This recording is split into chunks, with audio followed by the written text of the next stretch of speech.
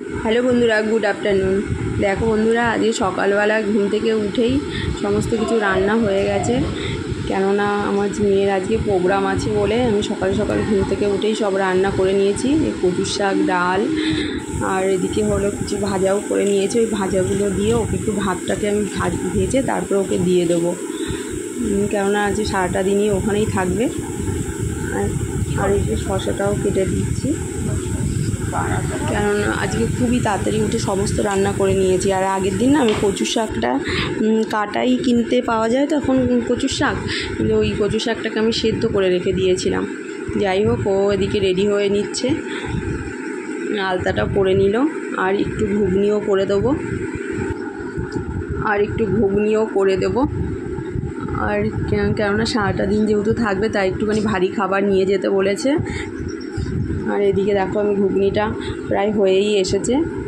আর আমি ছেলেকে তো নিয়ে যাব ভাবছিলাম যে ছেলের জন্য একটু নিয়ে গেছিলাম, কিন্তু ওইখানে গিয়ে রবীন্দ্রভবনে না কিছু খেতে দেয়নি, কেননা ওখানে অনেকে নোংরা ঠোংরা করে রাখে বলে। আর এদিকে দেখো, সব কিছু সবজি দিয়ে একটু ভাত ভেজে দিয়েছি। আর এখানে দেখো, আমি আলু দিয়ে গাজর দিয়ে একটু ভাত ভাজা করে দিলাম। আর বলেছিলাম রুটি করে দিতে, কিন্তু ও বারণ করলো, বলছি না আমি আজকে রুটি খাবো না, রুটি খেলেও প্রচুর জল খেতে হবে, আর ভাতটাই আমাকে একটুখানি দিয়ে দাও। আর সেটা বুঝেই আমি একটুখানি ভাত ভাজা করে দিলাম, কিন্তু অর্ধেক খাবার তো খেতেই পারেনি। আর এদিকে ওদের মেকআপ করতে বারণ করেছে, ওখানে হলো মেকআপ ম্যান আসবে, আমি শুধু হেয়ারটা করে দিয়েছিলাম। ভারতনাট্যমে যেমন হেয়ার হয় তেমন করে চুলটাকে বেঁধে দিয়েছি।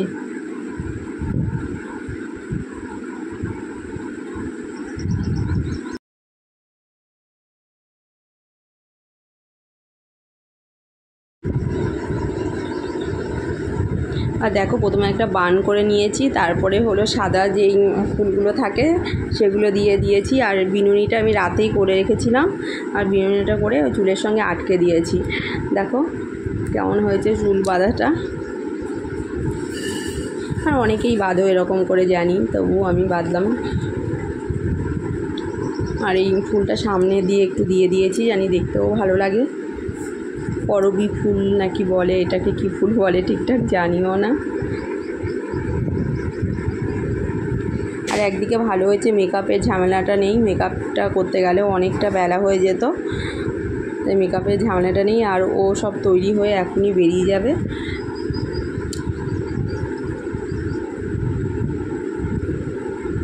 আর এটাকে জানো তো, প্রথমে আমি একটা সেফটি পিন দিয়ে না আটকে দিয়েছিলাম, কেননা প্রথমে কাটা দিয়ে আটকাচ্ছি, দেখি ঠিকঠাক হচ্ছে না, তাই প্রথমে একটা সেফটি পিন দিয়ে আটকে নিয়েছি, তারপরে আমি কাটা গুজে দিয়ে দিয়েছি। তারপরে দেখি বেশ শক্তপোক্ত হয়ে গেছে।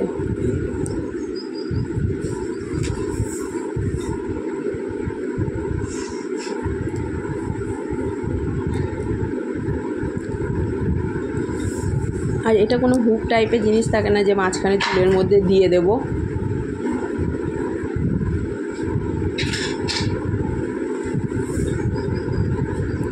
আর এদিকে দেখো, একটু ওআরএসও দিয়ে দিলাম, কেননা কী বলো তো, মাঝে মাঝে কোনো এরকম কিছু হলে না, আমি যেহেতু খুব গরম পড়েছে একটু ওআরএসটা ঘরেই রাখবার চেষ্টা করি।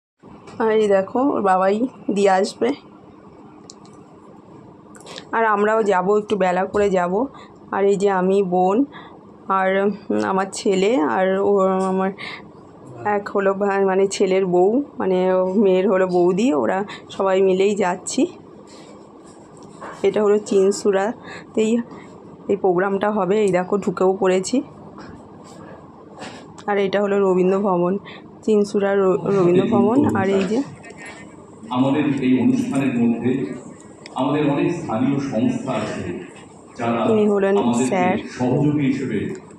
আর প্রোগ্রাম শুরুতেই অল্প করে ভিডিও করেছি, কেননা অনেক প্রোগ্রাম হয়েছে, 3 ঘন্টা, সব করা হয়নি, জাস্ট একটুখানি করেছিলাম, তো একটু তোমাদের সাথে শেয়ার করি। ঠিক আছে বন্ধুরা, আজ হলো এই পর্যন্তই রইল। যদি ভিডিওর কোনো অংশ ভালো লাগে প্লিজ একটা লাইক, কমেন্ট, শেয়ার করে দিও।